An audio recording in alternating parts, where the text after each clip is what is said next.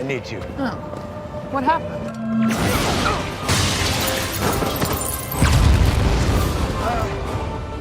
Too hard to tell. Welcome back, everyone. This will be my full Marvel Hawkeye Episode 2 video and Easter eggs. There's a whole bunch of stuff to talk about, so we'll break it all down. If you're brand new to the channel, I'm doing videos for all the episodes, so be sure to subscribe to get everything. I'm also doing a giveaway for Disney Plus memberships. All you have to do to enter is just be a subscriber and leave your favorite WTF moment from the episode on the video. Careful for spoilers. If you have not seen the episode yet, we'll be talking about everything. Just starting at the beginning, we'll work our way through shot by shot, talking about Easter eggs and WTF moments.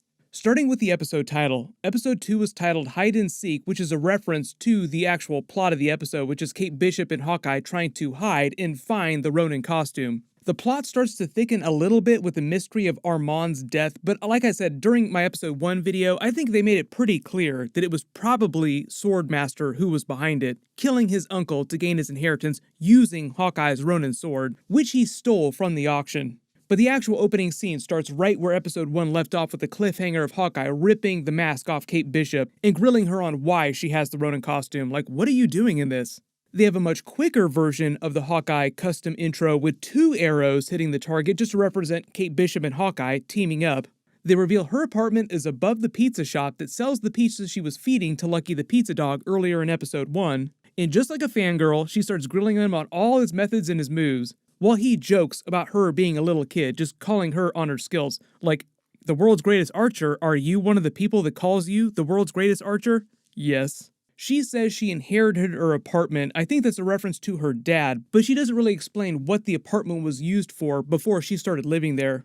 You look around, you notice the archery training setup she has, purple target for purple Hawkeye colors. She asks him to sign her bow, all just doing the whole fangirl thing, just going crazy. Oh my god, Hawkeye is in my apartment.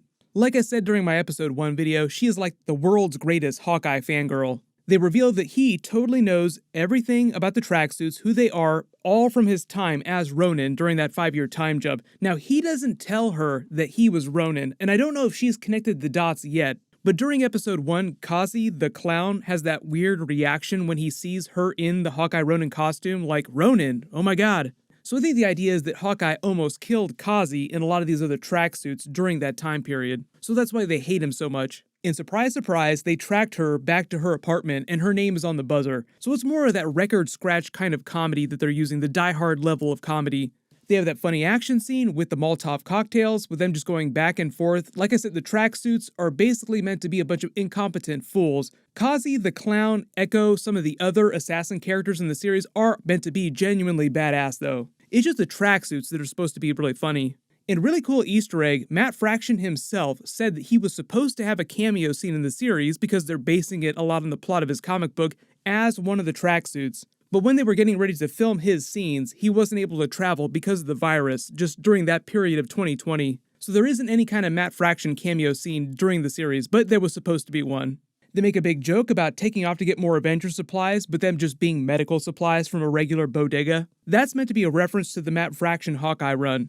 During that, he spends a lot of time reminding you that Hawkeye has no superpowers, no mutant healing factor like Wolverine, so every little cut, every bruise, every broken bone, every explosion, he feels it and has to treat it like you would treat any old wound. So as the Hawkeye comic book run story goes on, you start to see him running around in more and more bandages, more and more cuts and bruises all over his face. And it's the same for Kate Bishop. Like during the episode, they show him treating her wound, like she shows up in each episode with more and more little cuts and scrapes all over her face. Just to show you that they're regular people, like they don't have superpowers. They also make a joke about this when he explains why he's going deaf to her. Like he kind of brushes it off like, I'm not really sure why I'm going deaf. But they give you that big montage of all these different Avengers movie scenes of huge explosions and him just getting his ass kicked all over the place.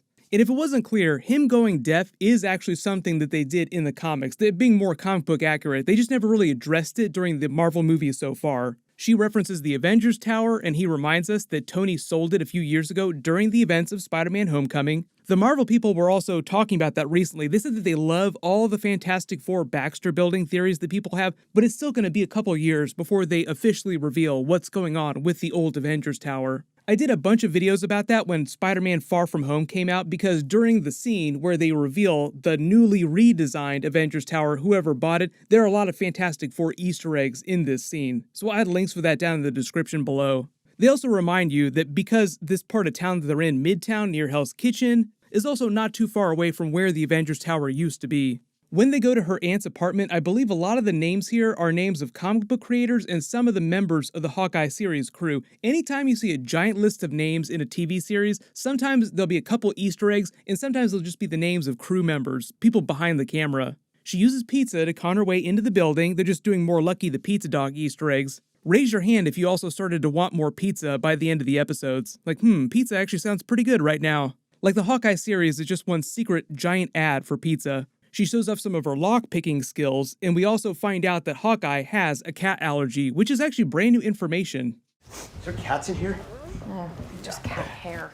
When he goes back to her apartment using the firefighter's uniform, the number 54 on his helmet is meant to be a reference to Avengers 54, which was a Black Knight Avengers crossover story where Jarvis winds up betraying the team, allowing villains to get into the Avengers mansion. We just met Kit Harington's Black Knight during the Eternals movie, and he just got the Ebony Blade during the post-credit scene. Just like the Kang the Conqueror Easter egg during Episode 1, there are a lot of Marvel Phase 4 Easter eggs during the Hawkeye series. It's weird how much stuff this is connected to, but I guess that shouldn't be a surprise because it is a Marvel series. Everything is meant to be connected.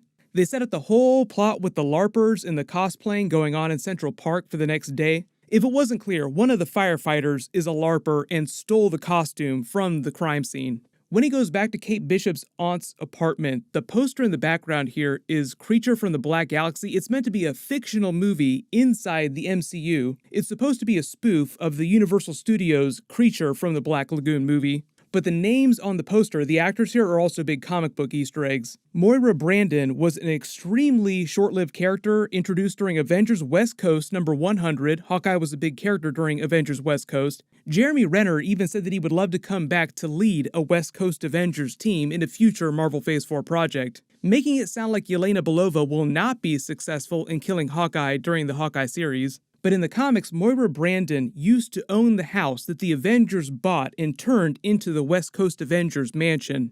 The Luke Ballard name here is a reference to a real-life visual design artist for Marvel Studios. In the Black Galaxy itself is an actual location in Marvel Comics. It's a very Bermuda Triangle-like dangerous galaxy that winds up eating a lot of spaceships. It's also the place where Ego the Living Planet was created.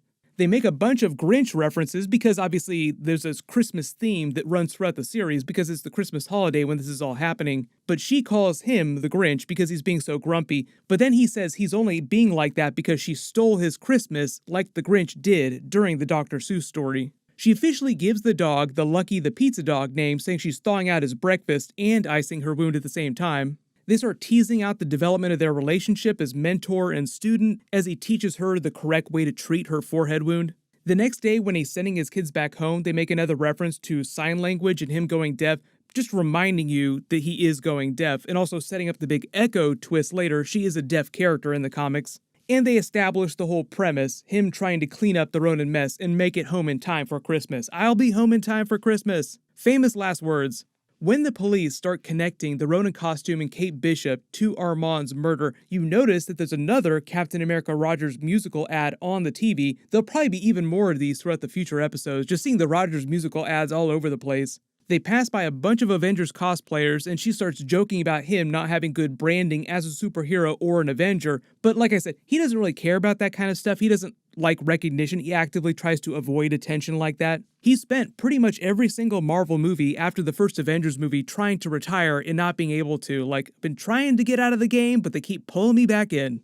She tries to give him a bit of a pep talk, and her whole argument about people post-Endgame wanting more sincerity from their superheroes, not super grimdark or self-serious heroes, you could also take as a joke on the darker DC movies.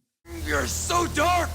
Do you sure you're not from the DC universe? They also set up a big joke with his trick arrows, him lying, saying that there are no trick arrows, when trick arrows are actually a huge part of his character in the comics and during the Matt Fraction Hawkeye comic book run. He's used them in every single Avengers movie. Here are a couple of them. It's just that they don't focus a lot on them too much. Like, he'll just use them and they'll brush past it really quickly.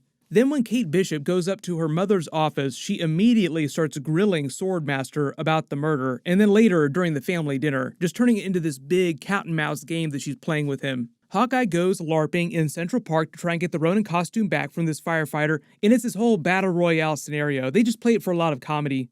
Hawkeye agrees to take the L to get the costume, but they turn it into another separate huge big thing, joking that having to go through all these steps to get the costume is somehow worse than fighting Thanos. Like, I fought Thanos. And I fought Thanos. Kate Bishop does exactly what he told her not to do, starts texting him nonstop like she's writing some kind of book. When she jokes about him being busy with his friends, she is kind of referencing the Avengers, but also then kind of burns him, saying that he doesn't have any real friends, which ouch, because Natasha was his best friend and she's dead now. Like I said, they will continue to reference Black Widow several times throughout all the episodes. Part of him working with Kate Bishop will be him also using their kind of relationship to deal with his grief over the death of Black Widow. True to his word, the firefighter brings him the Ronin suit after he goes down, then he just puts it in a storage locker in case he needs it later. His wife references the countdown clock to Christmas again, saying 5 days till Christmas, and references Black Widow again by name. Then at their dinner, Kate Bishop winds up grilling Swordmaster. They verbally spar back and forth at the dinner table, foreshadowing their actual sparring match with the swords later. The fight is also meant to show you Swordmaster's skills and how good he is at deception. Like, it's pretty clear that he's lying, like we all kind of know as the audience that he's lying to her. But it's when he disarms her so quickly, so easily, and with such a flourish, that I think they're just trying to show you how badass he is. And hopefully hype up a big sword match with Hawkeye later in the series. Like I said, I think there's some deep connection between him and Hawkeye when Hawkeye was Ronin during that 5-year time jump. Like he has some vendetta against Hawkeye. Then, big mistake, Kate Bishop tells her mother about her huge theory that Jack killed his uncle to get the inheritance using Hawkeye's Ronin sword without considering that her mother might also be connected to everything. I think they're trying to play that like it's some big twist, like, oh, shocking reveal, I didn't realize that you were also connected to all this shady stuff. It's not really till he offers her the monogram butterscotch candy that she really freaks out, like, oh, this confirms all of my suspicions, you are definitely the person who murdered him. And I feel like the actor who's playing Jack Duquesne here, Swordmaster, did a really good job. The reaction on his face does not betray any emotion. Like, he just kind of shrugs, like it's not clear whether or not he's on to Kate Bishop, whether he suspects her, whether or not he thinks that she knows that he's behind this. Later, Hawkeye lets himself be captured by the tracksuit bros so that he can find out who's behind them. Like, how high up does this go? He's just trying to find out who their boss is. One of them says she wants him alive, Hawkeye alive. That turns out to be Echo, who in the comics works for Kingpin, so it just keeps going up. Like, Echo is not the end of this. She is not the person at the top of the food chain here. When Kate Bishop is trying to track him down, the login for her phone app, 11/20/12, seems like an Avengers reference and a reference to the Matt Fraction Hawkeye run, because the Hawkeye run started in 2012, the same year, 2012, that the Avengers Battle of New York also took place. The place where the tracksuits take him, that warehouse, is in Hell's Kitchen, starting to bump up against more Daredevil Easter eggs and references. But when they start complaining about how hard it was for them to find a spare warehouse to interrogate him in because everything's being converted to lofts nowadays, that's another reference to the Matt Fraction Hawkeye run. During that, the difference in the story was the tracksuits controlled the building where Hawkeye rented an apartment, and they're trying to evict all of the elderly tenants so they can convert the building into more expensive real estate. And Hawkeye's trying to stop them from doing that. Just as they reference Kate Bishop in the Ronin costume, she crashes through the skylight. Like I said, more comedic action. It's a big parody of a superhero landing. Look at it, superhero landing. They even give her this really grand sounding superhero landing music as she splats on the ground.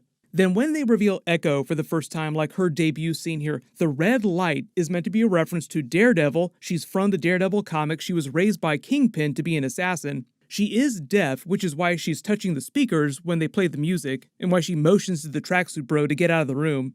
And in the comics, the reason why she's called Echo is because her ability is to copy people's moves on the fly, kind of like Taskmaster, and is even badass enough to beat Daredevil in a one-on-one fight.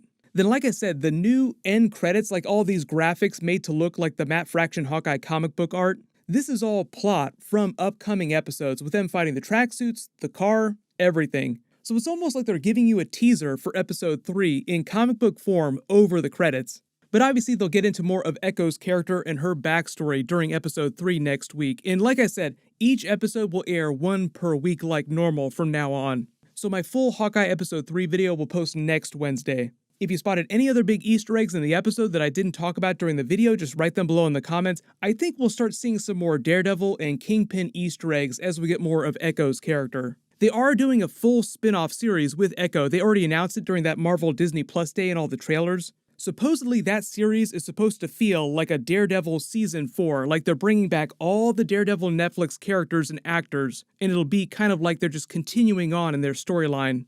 I'm not really expecting to see a lot of Yelena Belova Easter eggs or even her showing up till the later episodes. I'll name a giveaway winner when I post my next big Marvel video. Everyone click here for my full Hawkeye Episode 1 video, and click here for my brand new Spider-Man No Way Home video with Venom and Morbius Easter eggs. Thank you so much for watching, everyone stay safe, and I'll see you guys in the next one.